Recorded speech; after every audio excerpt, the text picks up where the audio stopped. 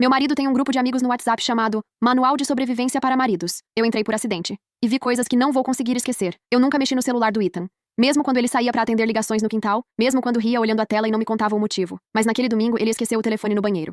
O celular vibrou. Era uma notificação do WhatsApp, com um nome de grupo que me deixou curiosa. Manual de Sobrevivência para Maridos. Achei engraçado. Pensei que era alguma dessas piadas bobas que ele trocava com os amigos de faculdade. O tipo de grupo que manda figurinha de futebol, vídeo de gente caindo, essas coisas. Mas tinha uma setinha embaixo da notificação, indicando uma nova mensagem com visualização prévia. Fiz como vocês falaram. Ignorei o choro e fui dormir. Ela entendeu o recado. Meu estômago travou. Eu devia ter fechado o celular ali mesmo, mas cliquei. E o que encontrei? Não tem como desver. O grupo tinha 8 membros. Todos homens. Nomes que eu já tinha ouvido antes. Em churrascos, em conversas casuais, amigos do Ethan desde sempre. Mas o conteúdo era uma coisa podre. Eles trocavam técnicas, maneiras de educar as esposas. Quer que ela pare de reclamar? Some por 2 dias e volta como se nada tivesse acontecido. Funciona. Toda vez que ela me confronta, eu falo que tô cansado e vou dormir. Depois de umas 5 vezes ela para. Fica achando que é culpa dela. Eu deixei ela chorando no chão da cozinha outro dia. Não fiz nada. Depois ela me pediu desculpa. Era um campo de batalha emocional disfarçado de piada de bar. E o pior? O Ethan participava. Ativamente. Vi uma mensagem dele de 2 semanas atrás. Amanda surtou ontem porque cheguei tarde. Só olhei pra ela e falei: "Você tá ouvindo o que tá dizendo?" Ela travou. Depois ficou calada a noite toda. Amanda. Eu. Fechei o celular na hora. Minhas mãos estavam suadas. Meu peito doía. Não era só a mensagem. Era o tom. Como se meu sofrimento fosse uma vitória. Como se a minha dor fosse parte de um jogo. E todos riam. Mandavam emojis de palmas. Diziam mestre, rei, ensina, professor. Fiquei sentada no vaso por quase 1 hora, tentando entender se aquilo era real, se eu tava exagerando. Se eu tinha o direito de me sentir traída. Porque ele não me bateu, não me xingou, nunca gritou comigo. Mas, de repente, tudo fez sentido. O jeito como ele me deixava falando sozinha. Como ele agia como se minhas emoções fossem um exagero. Como depois de cada briga, eu acabava me sentindo culpada mesmo sem saber por quê. E agora eu sabia por quê. Eles treinavam isso. Ethan voltou horas depois, com um sorriso no rosto e uma sacola de padaria na mão. Me entregou um café como se nada tivesse acontecido. E pela primeira vez em anos, eu olhei pra ele com nojo. Mas não falei nada. Ainda. Porque eu queria entender até onde aquilo ia. Quem mais sabia? E o mais importante, o que mais ele tinha feito comigo sem que eu percebesse? Naquela noite, eu fingi dormir. Deitei de costas pra ele. Controlei a respiração e esperei. Ethan entrou no quarto com passos leves. Largou o celular na cômoda e deitou. Nem tentou me abraçar. Só puxou o cobertor e virou pro outro lado, como se não houvesse nada errado, como se ele não tivesse acabado de me servir um café depois de me manipular por anos. Meu coração estava acelerado, mas eu não queria agir no impulso. Não ainda. Eu precisava de provas. Precisava entender o padrão. Eu precisava saber. Aquilo começou quando, na manhã seguinte, antes dele acordar, peguei o celular de novo. Ele sempre usava o mesmo código. Data do nosso aniversário de casamento. Ironia. Voltei no histórico do grupo. O primeiro print era de setembro de 2021, quase 3 anos atrás. Finalmente consegui fazer a Jennifer achar que ela era doida. Tudo que ela fala eu fico em silêncio, e depois digo que ela tá exagerando. Já tá começando a pedir desculpa por tudo. Boa. É assim mesmo. O segredo é nunca explicar nada. Só agir como se a gente fosse vítima de drama. E então, lá estava ele de novo, Ethan. Comecei a tentar isso com a Amanda. Quando ela me pergunta onde fui, digo: "Você sempre acha que sou o problema, né?" Aí ela se sente mal. Funciona. Meu corpo inteiro arrepiou. Eu lembrava dessa conversa. Foi quando ele chegou em casa 1 hora mais tarde do que o combinado. Eu estava preocupada. Tinha ligado 3 vezes. Quando ele entrou, nem deu satisfação. Só me olhou com aquele tom passivo-agressivo e disse exatamente isso. E eu chorei. E pedi desculpa. Passei a semana inteira lendo cada mensagem, cada comentário, cada dica. Vi homens que eu já tinha abraçado em festas. Homens que sentaram na nossa mesa de Natal, ensinando uns aos outros como quebrar emocionalmente as esposas sem deixar marcas. Se você fizer ela duvidar da própria memória, já venceu metade do jogo. Dá uma sumida por uns dias e volta com flores. Depois finge que ela é ingrata por não aceitar. Quando ela tentar conversar, muda de assunto e age como se fosse uma criança mimada. Eu fiquei enjoada. Não conseguia comer. Passei 2 dias trancada no banheiro com desculpa de dor de estômago. Ethan até ofereceu ajuda. Fingiu preocupação. Tocava meu rosto como se fosse um marido carinhoso. Mas eu via tudo diferente agora. Cada gesto dele era uma farsa. Uma técnica. Na noite de quinta-feira, ele saiu pra correr. Eu peguei o celular de novo. E vi algo novo no grupo. Um dos caras tinha mandado um áudio. "A minha tá começando a ameaçar se separar. Alguém tem alguma dica?" Ethan respondeu em texto.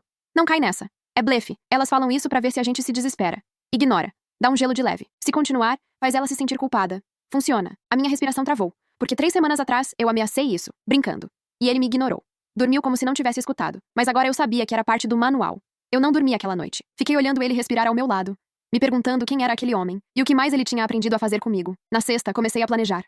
Fiz backup das conversas. Tirei prints de tudo. Guardei num e-mail secreto. Criei uma pasta chamada Sobrevivência Real.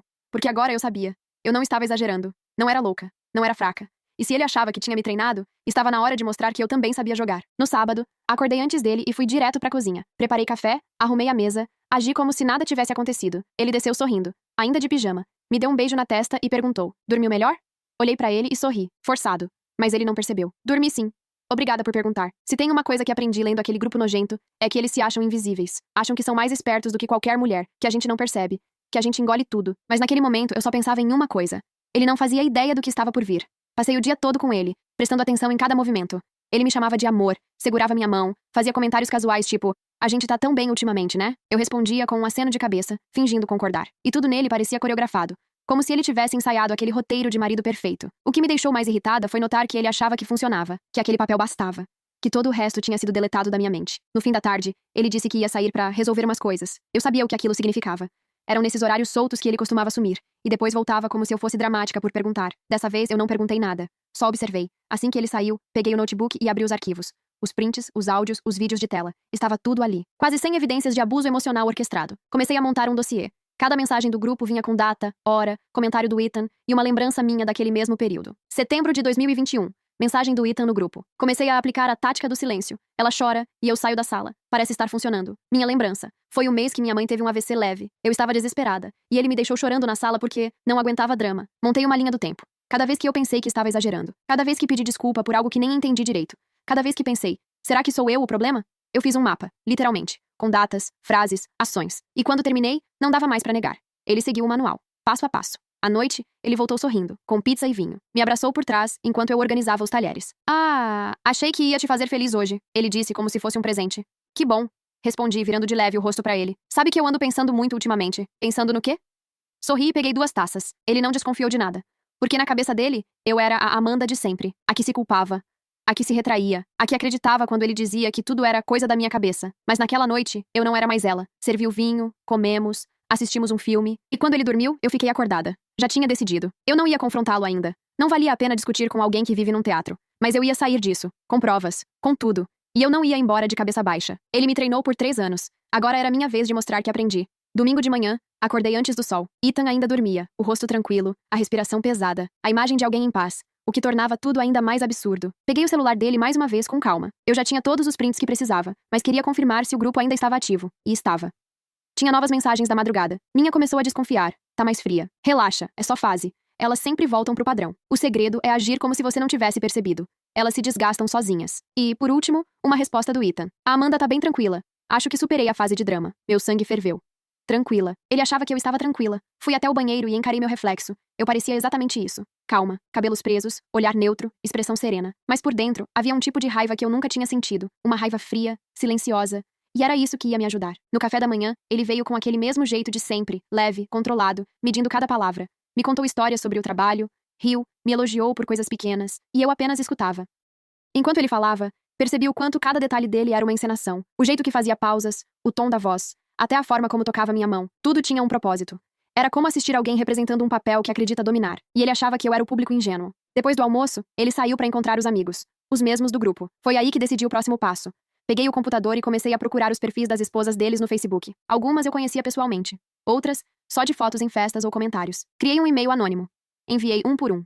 Sem drama. Sem acusações. Só fatos. Oi. Não sei se você sabe, mas seu marido participa de um grupo no WhatsApp chamado Manual de Sobrevivência para Maridos. Envio em anexo prints de mensagens recentes. Talvez te ajude a entender algumas coisas. Sem assinatura. Sem rastros. Levei quase 2 horas para enviar tudo. Minutos depois, vi o caos começar. Mensagens chegando no celular do Ethan. Ele voltou para casa apressado, jogou as chaves na mesa e foi direto pro quarto. Eu ouvi o som das notificações sem parar. O que foi? Perguntei da porta, com o tom mais inocente que consegui. Ele só respondeu. Nada. Problemas entre os caras do grupo. Besteira. Besteira. Ele apagou o grupo naquela noite. Eu vi o nome sumir da lista de conversas. E mesmo assim, ele não olhou pra mim diferente. Não perguntou nada. Não desconfiou. Mas eu sabia que aquele era só o começo. Porque agora eu não queria apenas me vingar. Eu queria entender o porquê. Porque um homem como ele, aparentemente bom, decidiu destruir alguém que dizia amar. E até onde ele estava disposto a ir pra manter o controle? Na segunda-feira decidi testar. Fiz algo que nunca fazia. Saí sem avisar. Desliguei o celular. Fiquei fora por 5 horas. E voltei como se nada tivesse acontecido. Ele estava sentado no sofá, imóvel. Onde você estava? Perguntou tentando parecer calmo. Só precisei de um tempo pra mim. Ele forçou um sorriso, mas o maxilar estava travado. Achei que tivesse acontecido algo.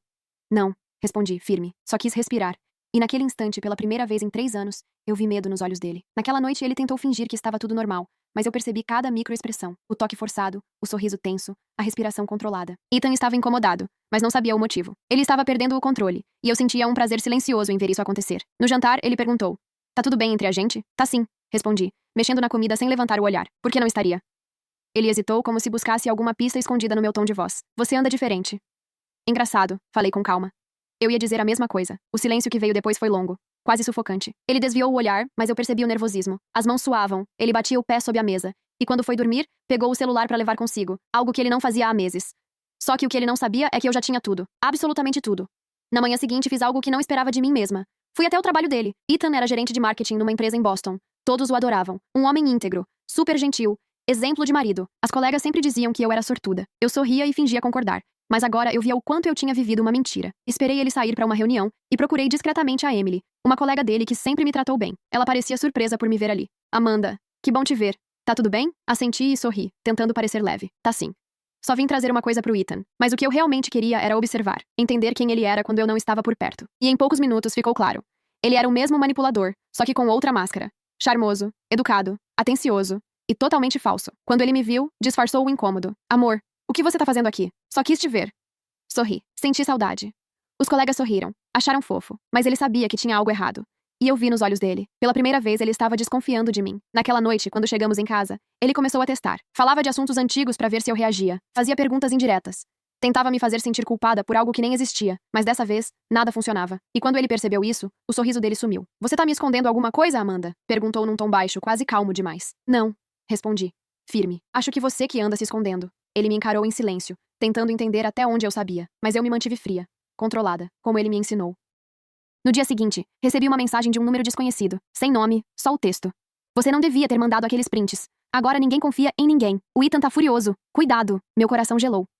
Então eles sabiam. Alguém no grupo tinha descoberto que as esposas receberam as mensagens e estavam ligando os pontos. Guardei o celular, respirei fundo e olhei pra janela. O jogo estava ficando perigoso. Mas eu não ia recuar. Pela primeira vez em 3 anos, eu sentia que tinha poder, que podia reagir, que podia virar o tabuleiro. Mas o que eu não esperava era o que viria a seguir. Algo que mudaria completamente o rumo da história e me mostraria que Ethan não era apenas manipulador. Ele era calculista. E já estava um passo à frente. Na manhã de quarta-feira, Ethan me acordou com café na cama. Um gesto que parecia doce, mas que agora eu sabia interpretar. Ele estava tentando reconquistar território. Sentou-se ao meu lado, me observando enquanto eu tomava o primeiro gole. Dormiu bem? Assenti sem dizer muito. Eu sabia que qualquer palavra podia ser usada contra mim depois. Tenho uma ideia, ele disse, forçando um sorriso. Que tal a gente viajar esse fim de semana? Só nós dois. Respirar um pouco fora daqui. Acho que vai nos fazer bem. Ele nunca sugeria esse tipo de coisa. Na verdade, ele odiava viagens curtas, principalmente sem planejamento. Então entendi na hora. Ele queria me isolar. Talvez ele tivesse mesmo desconfiado. Talvez alguém do grupo tivesse dado um alerta. Ou talvez fosse puro instinto. Mas o fato é que ele estava tentando me tirar do ambiente onde eu tinha controle. Fingi pensar, sorri. Pode ser. Você decide o lugar. Ele parecia aliviado. Me deu um beijo na testa e saiu pro trabalho como se tudo estivesse resolvido. Mas eu só precisava daquele tempo a mais. Porque naquela mesma manhã, uma das esposas que recebeu meu e-mail respondeu. Era a Kate, mulher do Brandon, um dos membros mais ativos do grupo. Oi, Amanda. Recebi os prints. Ainda tô em choque. Você tá bem? Eu não sei o que fazer. Ele nega tudo. Mas é a letra dele. Os prints. Tudo. Respondi rápido. Eu também tô tentando entender. Mas não estamos sozinhas.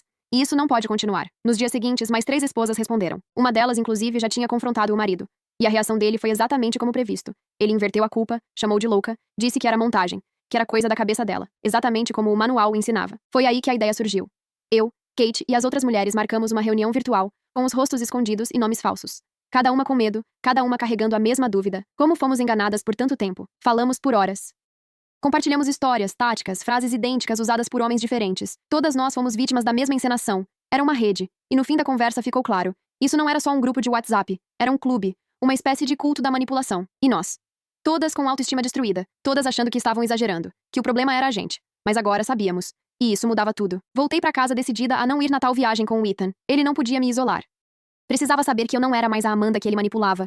Mas ele foi mais rápido. Na noite de sexta-feira, ele chegou com as malas prontas e reservas feitas. Hotel em Vermont, sem cancelamento. Já tá tudo organizado. Ele disse. Só precisamos pegar a estrada. Ethan, eu não quero viajar. Eu tô exausta, tenho coisa do trabalho. Amanda. Ele me interrompeu com a voz mais firme que o normal. Você disse que sim. Eu já paguei tudo. Vai ser bom pra gente. Vamos esquecer esses últimos dias. Ele nunca usava esse tom. Nunca forçava. Mas naquele momento, ele estava forçando. E foi aí que percebi. Ele sabia. Não exatamente tudo. Mas sabia que algo tinha mudado. Que eu tinha visto, escutado, lido. E estava tentando corrigir antes que fosse tarde. Respirei fundo. Então vamos. Disse finalmente. Mas só se a gente conversar. Sério. Sobre tudo. Ele congelou por meio segundo. Depois sorriu. Claro, amor. Tudo que você quiser. Mas eu já sabia. Ele não tinha intenção nenhuma de conversar. Ele só queria tempo. Tempo pra me fazer duvidar de novo. Tempo pra me confundir. Tempo pra me quebrar. Mas ele não fazia ideia do que eu tinha preparado. No sábado de manhã, entrei no carro com ele como quem está indo pra um passeio romântico. Meus braços carregavam uma mochila pequena. E no bolso interno, um gravador ativado. Eu não ia perder a chance. O plano era simples. Deixar que ele falasse. Estimular, se necessário. Deixar que o verdadeiro Ethan surgisse. E gravar tudo. A viagem até Vermont durou quase 4 horas. Ele falava o tempo inteiro. Sobre trabalho, sobre amigos, até sobre o passado, como se estivesse tentando recuperar alguma conexão antiga. Eu ouvia, reagia com fingia risadas, mas por dentro, cada curva daquela estrada me deixava mais atenta. O hotel era isolado, bonito demais para ser acolhedor, um tipo de luxo que me fez desconfiar. Ethan nunca gastava tanto com hospedagem, e agora gastava sem pensar 2 vezes. Assim que entramos no quarto, ele tentou me abraçar por trás, beijou meu ombro. Que bom que você veio.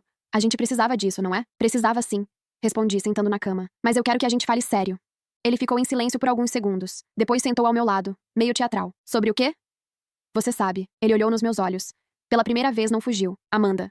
Se isso for sobre aquele grupo, eu não disse nada.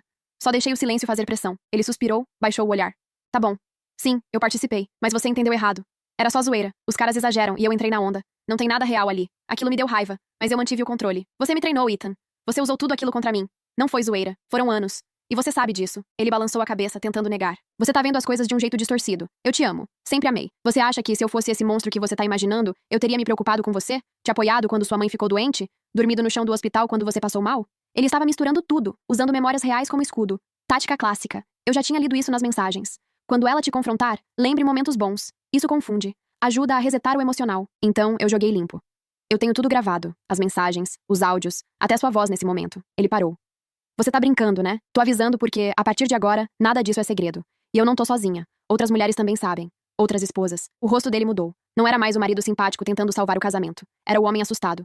O manipulador que percebeu que perdeu o controle. Você não tem ideia do que tá fazendo. Tenho sim, respondi. Tô fazendo o que deveria ter feito há anos. Ele se levantou, andou pelo quarto, coçou a nuca, bufou. Amanda, isso pode destruir vidas. O trabalho desses caras, famílias. Ah, agora você se importa com famílias? Ele não respondeu.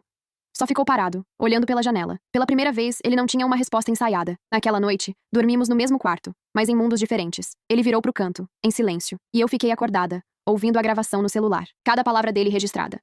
A manipulação, a confissão, a tentativa de inverter a culpa. Era a arma que eu precisava.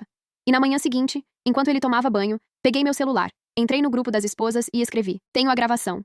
Ele admitiu tudo. Podemos usar isso. Agora é a nossa vez. Voltar de Vermont foi estranho. A viagem de volta foi silenciosa. Ethan parecia derrotado, mas ao mesmo tempo, inquieto, como se tentasse arquitetar algo enquanto dirigia. Eu fiquei em silêncio o caminho todo, fingindo olhar a paisagem, mas com o celular no colo, de olho nas mensagens do grupo das esposas. A resposta ao meu áudio foi imediata. Kate escreveu: isso muda tudo. Com uma gravação, a gente pode levar isso adiante. Oficialmente. Outra respondeu: temos que decidir juntas. Isso não é só sobre vingança. É sobre parar esse tipo de coisa de vez. Ficou claro pra mim ali. Aquilo tinha ultrapassado meu casamento. Era maior. Era sobre quantas mulheres estavam sendo silenciadas, desacreditadas, treinadas a se submeter. E ninguém sabia disso, mas antes de qualquer ação, eu precisava me proteger e me preparar pro pior. Porque eu sabia que Ethan não ia aceitar perder. Na segunda-feira, enviei a gravação pra mim mesma em vários backups. Coloquei em nuvem, pendrive, e até mandei pra uma amiga de confiança sem explicar muito. Só disse: se algo acontecer, solta isso. No jantar daquele dia, Ethan tentou mais uma vez. Olha, eu sei que cometi erros, mas você não precisa expor ninguém. Isso pode acabar mal pra todo mundo. Ele não estava pedindo desculpas. Estava tentando negociar. De novo. Eu não vou expor ninguém à toa. Respondi. Mas se vocês acham que vão continuar vivendo como se nada tivesse acontecido, estão enganados. Ele cruzou os braços. Você quer o quê? Que a gente seja linchado em praça pública? Não. Eu quero que isso nunca mais aconteça. E que outras mulheres saibam que não estão loucas. A raiva no rosto dele apareceu por um segundo. Um brilho nos olhos. Um grito que ele não soltou. E eu percebi. Ele queria me destruir naquele momento. Mas não podia. Porque agora eu tinha controle. No dia seguinte, marcamos outra reunião entre as esposas. Dessa vez não era só desabafo. Era planejamento. Uma delas, a Lauren, tinha um irmão advogado. Ela sugeriu que levássemos o caso adiante, não como uma denúncia criminal, porque não havia agressão física, mas como assédio moral, dano psicológico e campanha de manipulação em grupo. Havia base. A outra, Melissa, falou com uma jornalista local que cobria casos de comportamento tóxico e cultura de controle em relacionamentos. A mulher ficou chocada com os prints. Disse que nunca tinha visto um clube de manipulação tão organizado assim. Estávamos formando um time, e tínhamos provas, estrutura. E agora, voz. Ethan não desconfiava da metade. Ele passou os dias seguintes tentando agir como se tudo estivesse voltando ao normal. Comprou flores, cozinhou, perguntou sobre meu dia. Mas havia algo falso em tudo. Um desespero velado. Na sexta-feira deixei cair uma indireta. A Lauren me mandou mensagem hoje.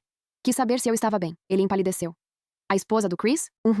Ela soube das mensagens. Parece que o Chris surtou quando ela confrontou ele. Que pena, né?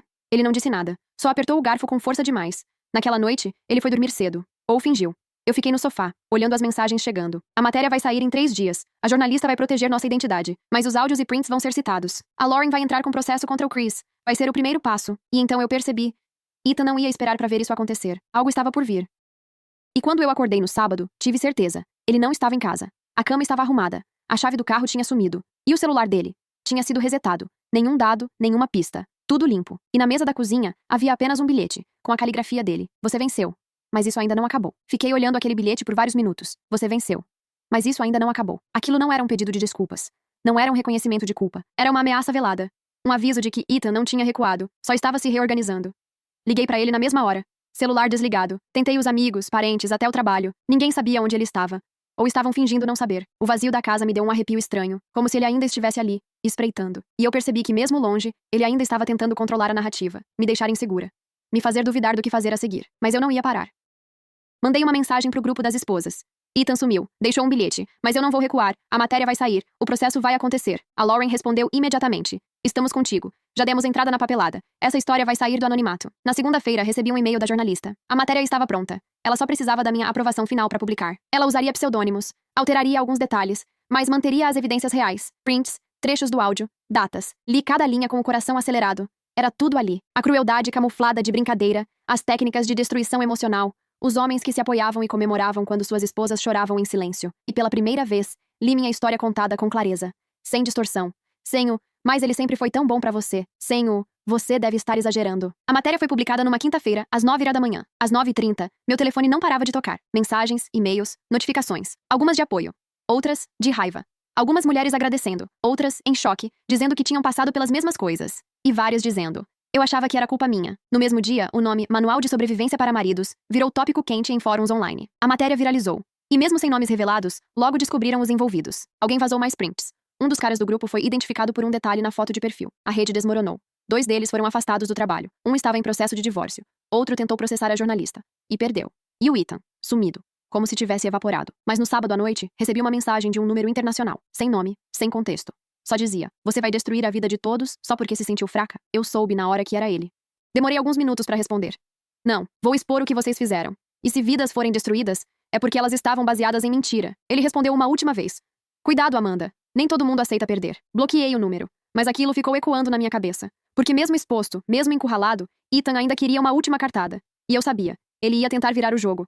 E a próxima jogada dele ainda estava por vir. Na segunda-feira seguinte fui chamada na empresa. Achei que fosse sobre a matéria, talvez apoio, talvez até uma proposta de colaboração, já que o artigo tinha repercutido nacionalmente. Mas o que me esperava era outra coisa. Assim que entrei na sala do RH, vi os rostos sérios. A coordenadora me entregou um envelope. Dentro, uma denúncia formal. Recebemos isso anonimamente, ela disse, sem nem respirar fundo. Acusam você de assédio moral contra colegas. Dizem que você tem comportamento agressivo, instável, que usa informações privadas para manipular pessoas no ambiente de trabalho. Meu sangue gelou. Isso é mentira. Quem mandou isso? Não podemos revelar. Mas eu sabia. Ethan. Era a cartada dele. Se ele não podia me controlar pessoalmente, ia tentar destruir minha credibilidade. Meu nome. Voltei pra casa tremendo. Não pelo medo da denúncia em si, mas pela audácia. Pela frieza. Ele estava jogando sujo. E agora não era mais só um conflito de casal. Era uma guerra. Mandei mensagem pras outras esposas. Elas estavam passando por coisas semelhantes. Melissa contou que o marido vazou fotos pessoais dela em grupos de amigos, insinuando que ela tinha traído ele. Lauren disse que o Chris estava tentando ganhar a guarda dos filhos, usando instabilidade emocional como justificativa. Era um padrão. Eles estavam reagindo, e com força. Mas nós também estávamos prontas. Na semana seguinte, a jornalista publicou uma segunda matéria, dessa vez com depoimentos completos de especialistas, psicólogos e advogados, explicando o conceito de abuso emocional sistemático em casamentos, citando nosso caso como exemplo. Ela usou uma frase que nunca vou esquecer. Eles criaram um manual. Nós escrevemos uma resposta. Foi o suficiente para virar a maré. Minha empresa suspendeu a investigação interna por falta de provas. Disseram que iam analisar com mais cuidado. Na prática, estavam com medo da repercussão. Ethan, por outro lado, continuava foragido. Ninguém sabia onde ele estava. Mas o nome dele já circulava em grupos de apoio, fóruns, discussões públicas. Várias mulheres contavam histórias parecidas com a minha. Algumas até diziam que tinham vivido com homens como ele. E nunca entenderam o que estavam passando. Então, num sábado, recebi uma notificação no meu celular. Transferência bancária recebida. Remetente. Ethan R. Era um valor alto, muito acima do que ele normalmente movimentava, quase como um pagamento, um suborno. Em seguida, chegou uma mensagem por e-mail. Você quer guerra. Eu só queria silêncio. Considere isso uma tentativa de paz. Não responda. E, por favor, pare de me procurar. Você venceu, mas eu ainda tenho como reagir. Bloqueei.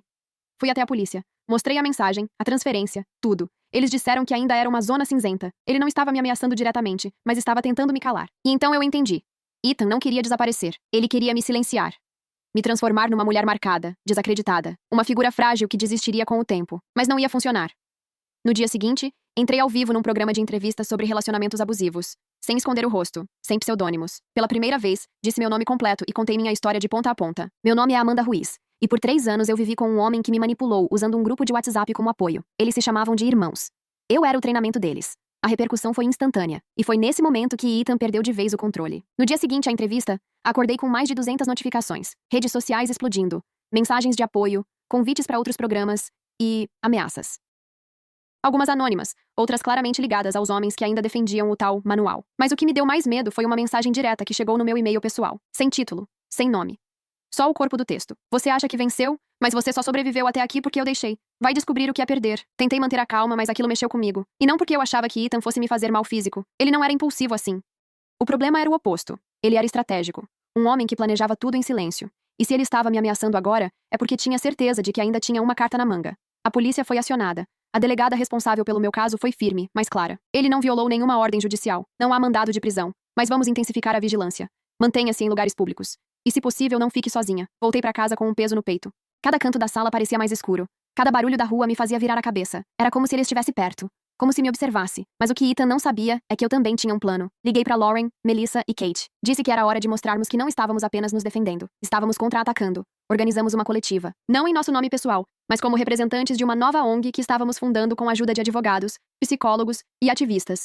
Vozes não treinadas. Objetivo: denunciar e combater grupos organizados de manipulação emocional em casamentos, expor padrões de abuso psicológico e oferecer apoio gratuito para mulheres que acham que o problema é delas. A coletiva aconteceu numa terça-feira, transmitida ao vivo. E pela primeira vez, várias esposas dos membros do grupo apareceram. Algumas de cara limpa, outras com o rosto coberto. Todas com o mesmo relato.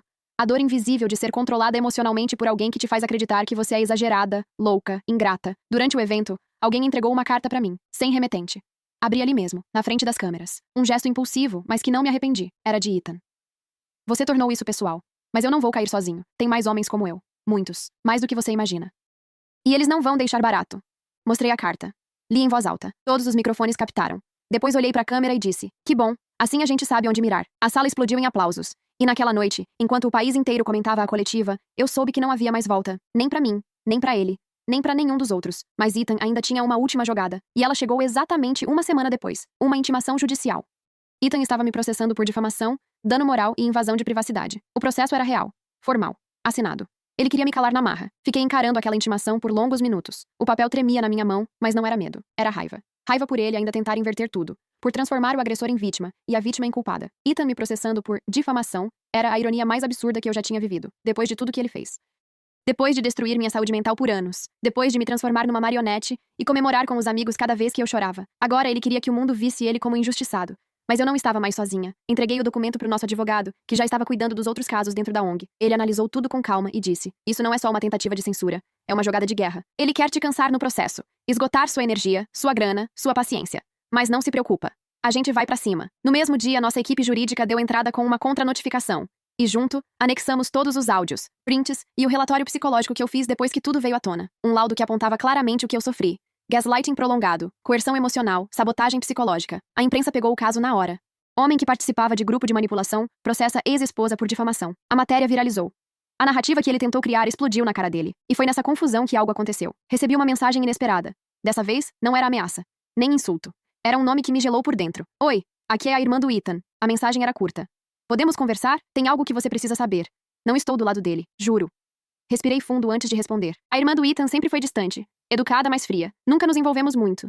Mas eu respondi. Disse que sim, que podíamos conversar. Marcamos num café discreto no centro de Boston. Ela chegou pontual. Cabelos presos, olhar tenso. Sentou à minha frente e foi direto ao ponto. Eu vi a entrevista, a coletiva, e vi o que ele fez. Eu acredito em você. Sempre desconfiei que tinha algo errado com o Ethan.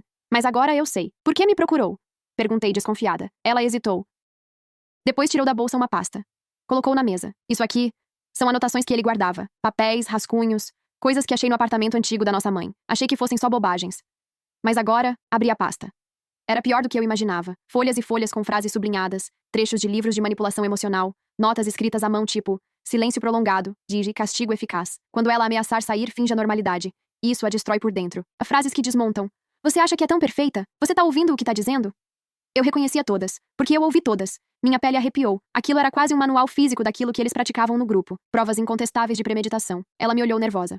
Leva. Usa se precisar. Só. Acaba com isso. Com tudo isso. Guardei a pasta. Saí do café com as mãos tremendo, porque agora não era mais só a palavra de uma mulher ferida contra a dele. Era a palavra dele, escrita com a própria letra. E quando o julgamento começasse, seria o fim da encenação. Os dias que seguiram foram um turbilhão.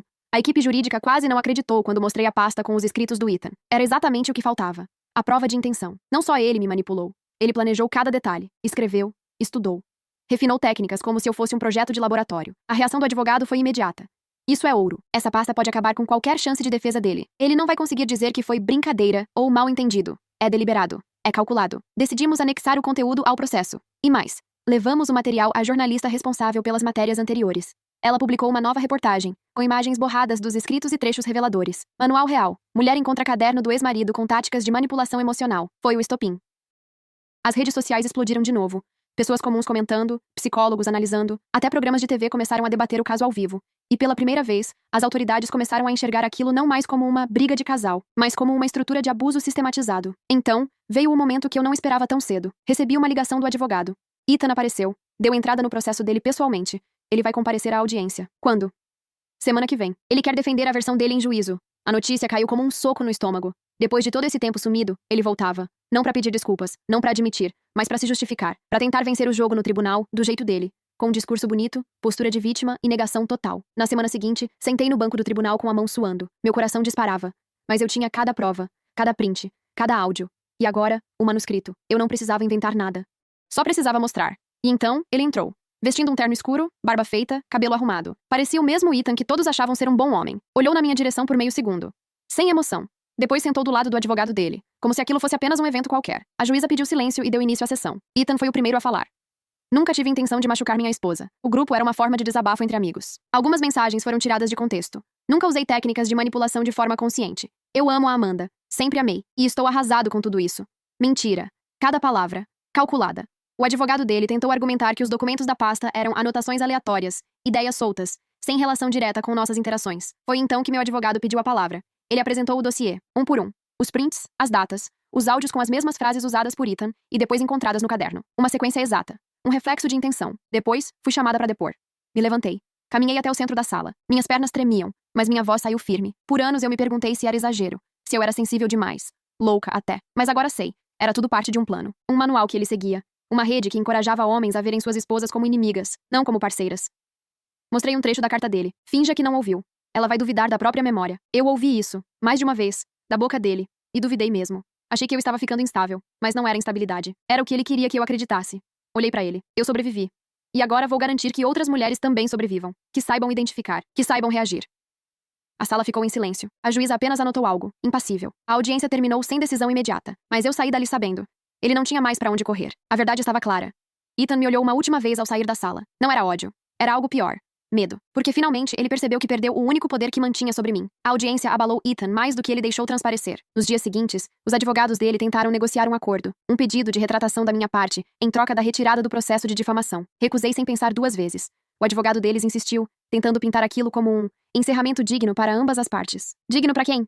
Perguntei. Porque para mim, dignidade seria ele ter olhado na minha cara uma única vez e dito: me desculpa. Eles recuaram.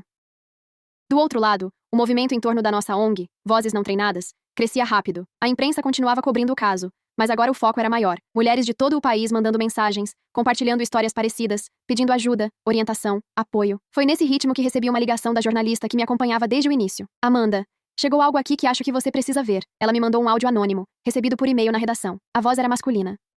Distante, mas reconhecível. Era Ethan. Talvez tudo tenha saído do controle. Mas ela fez isso. Ela destruiu minha vida. E se ela acha que vai sair como heroína, está enganada. Todo mundo tem algo a esconder. E quando eu achar, eu vou soltar. Meu sangue gelou. Não era só sobre mim. Ele queria virar a narrativa. Fazer parecer que eu tinha algo podre guardado, mesmo que não tivesse. Ele queria me colocar na defensiva. Me fazer sentir suja, culpada, envergonhada. Era a última cartada dele. O último truque. Mas dessa vez, não funcionaria. No sábado, fui convidada para participar de uma mesa redonda com especialistas, ao vivo, em rede nacional. Sabia que seria minha maior exposição até então, e sabia que ele estaria assistindo. Durante a transmissão, o apresentador perguntou: Amanda, você não teme que toda essa exposição acabe se voltando contra você? Olhei para a câmera com firmeza. Temo sim. Mas tenho mais medo de ficar em silêncio e permitir que outras mulheres passem pelo que eu passei. A vergonha não é minha. É de quem construiu um grupo para ensinar outros homens a manipular e destruir emocionalmente suas parceiras. Pausa. E se alguém por acaso aparecer com alguma mentira sobre mim, já deixo claro, eu não sou perfeita, mas eu não sou covarde. E não vou me esconder. O programa foi um sucesso. Os comentários, as ligações, as mensagens, tudo foi força, apoio, alívio. E quando voltei pra casa, tive uma sensação que não sentia havia muito tempo. Liberdade emocional. Eu não era mais uma mulher acuada. E foi nesse mesmo dia, à noite, que recebi a notificação. Ethan retirou o processo. Sem acordo, sem aviso, sem explicação. Talvez tenha entendido que não conseguiria me calar. Ou talvez tenha percebido que o verdadeiro fim não era no tribunal. Era fora. Mas enquanto ele tentava apagar o nome dele da própria sujeira, o nosso movimento ganhava força. Reuniões, grupos de apoio, palestras. E o mais importante, mulheres que diziam com os olhos cheios de lágrimas: achei que só eu vivia isso. Agora eu sei que não. E eu? Eu estava pronta para fechar esse ciclo. Mas ainda faltava uma coisa. Faltava dizer tudo o que eu tinha guardado. Direto para ele. Uma semana depois que Ethan retirou o processo, enviei um único e-mail. O primeiro. E último. Contato direto desde que ele sumiu. Assunto: você não me destruiu. Corpo da mensagem: você tentou. Durante anos, tentou me calar sem levantar a voz. Me isolar sem trancar portas. Me fazer duvidar de mim mesma até que eu me olhasse no espelho e não reconhecesse mais quem era. Mas agora eu vejo. Tudo aquilo era sobre controle. E você perdeu o seu. Eu não vou passar o resto da vida tentando te punir. Você já fez isso sozinho. Agora vou usar a dor que você me causou para impedir que outras mulheres passem pelo mesmo. O que você me ensinou, Ethan, não foi obediência. Foi resistência. Boa sorte tentando reescrever a sua história. A minha já virou livro. Amanda. Enviei. Bloqueei o e-mail. E fechei a aba. Ali, eu encerrei tudo. Nos meses seguintes, Vozes Não Treinadas virou referência nacional. Recebemos apoio jurídico, financiamento de ONGs internacionais. E começamos um programa de prevenção em escolas e universidades. Eu dei palestras. Escrevi um livro. E toda vez que subia num palco, lembrava da mulher que eu fui naquele banheiro, com o celular na mão, tremendo ao descobrir o grupo. Não me reconhecia mais. E isso era libertador. Ethan sumiu do mapa. Dizem que foi morar fora, que mudou o nome, que tenta levar uma vida normal em outro país. Mas não importa, porque a única coisa que ele deixou pra trás foi o rastro da própria queda. E eu fiquei. Mais forte, mais clara, mais viva do que nunca. Não pra me vingar, mas pra construir um lugar onde outras mulheres não precisassem primeiro ser destruídas pra depois se encontrarem.